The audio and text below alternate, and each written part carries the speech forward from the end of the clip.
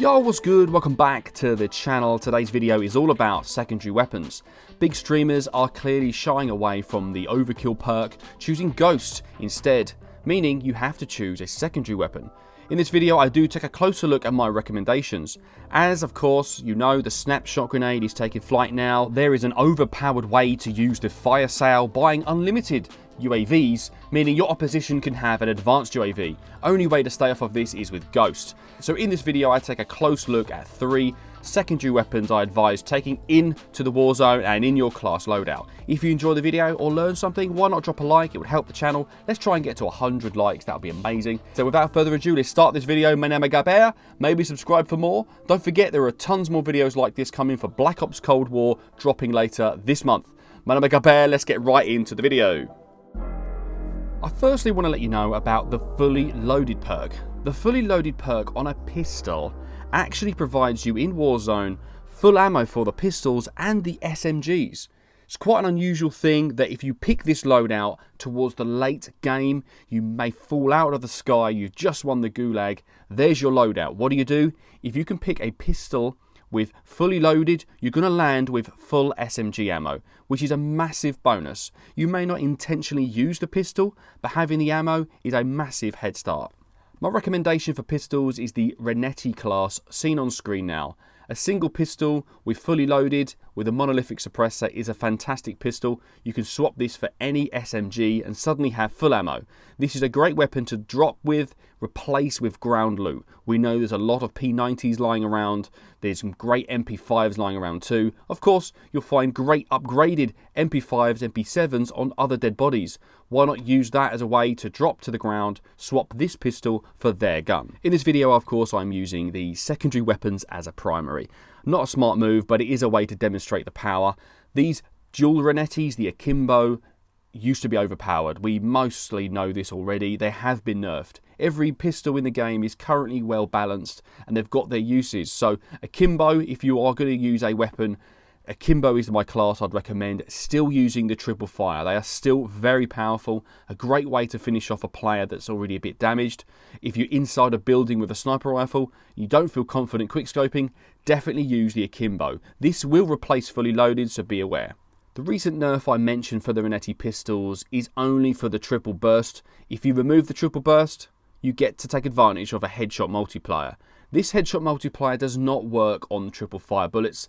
So if you have a really quick trigger finger and you're good at aiming at the head, take that off and go back to single fire. This really can drop quickly if you're aiming at the head and can hit the head. Don't forget, this is a hip fire weapon only.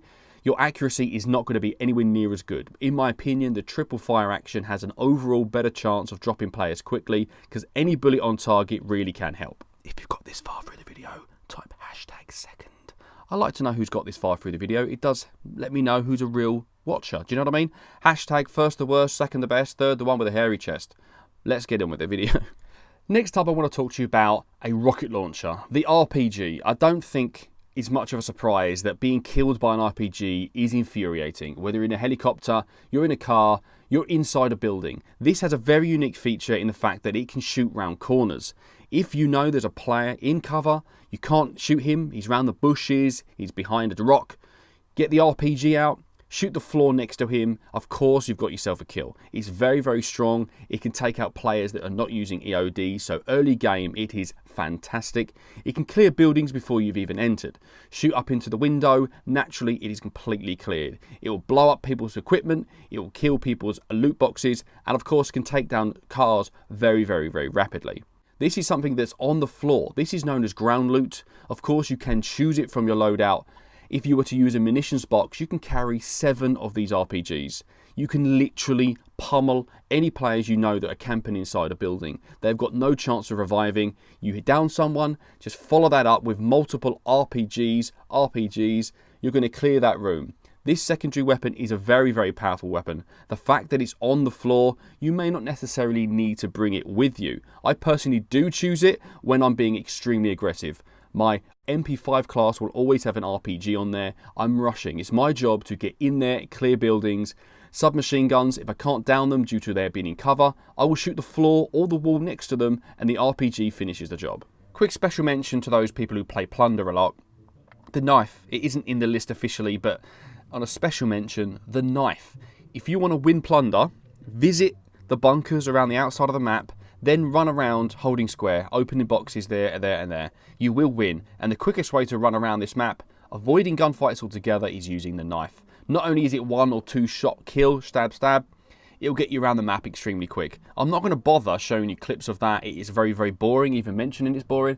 I just want to let you guys know that the knife is still a very viable option if you're a plunder player. Now, on to the last thing in my list. During my sort of experiments with this game, something I completely forgot was even in the game, and that is the Snakeshots. Do you remember these? Super overpowered for far too long, and although they were nerfed to become non-OP, they're still very balanced, and they are crazy good up close. People with full ammo, if you can aim high, hit some headshots, if you're in very close proximity, an SMG still doesn't beat these. A sniper rifle will never beat it. Shotguns, maybe, and assault rifles, no. So if you are carrying these Snakeshot pistols into the Warzone, trust me, you're going to have a good time. They are a lot of fun. They make people rage. They really are good. So give the Snakeshot class a go. It's on screen now. This isn't something that's ever on floor loot. It's something very difficult to unlock. You need to use this pistol for a long time to unlock it. I recommend using it during double XP weekends, on shipment if possible. Eventually, you're going to unlock the snapshot attachment. It turns it into a mini shotgun. You're carrying 2 of these. With that laser, it literally is a one-shot. I tell a lie, it's not a one-shot, but it's still really, really good. These are the Snakeshot pistols. Really, really recommend these as a secondary weapon. You're dropping in a great one. The only downside to them is they're not silenced, but they can drop much quicker than the Renettis. So, this is my recommendation for secondary weapons going into the Warzone. My personal preference is what I started this video off with, and that is the single Renetti. Use that fully loaded perk. You want to take as many bullets into the Warzone as possible. You drop late game, you want to get those bullets in. You need them. So if you enjoyed the video, you enjoyed anything about it, you probably didn't. Don't worry. If you didn't, please drop a like anyway. That would be amazing. Let's get on with our lives. Maybe enjoy another video that's on screen now. If not, enjoy the rest of your day. Don't forget, subscribing would be great. There are more videos where I really take the mick with your time. I'm not good enough at YouTube to be allowed an account. I love you for watching this.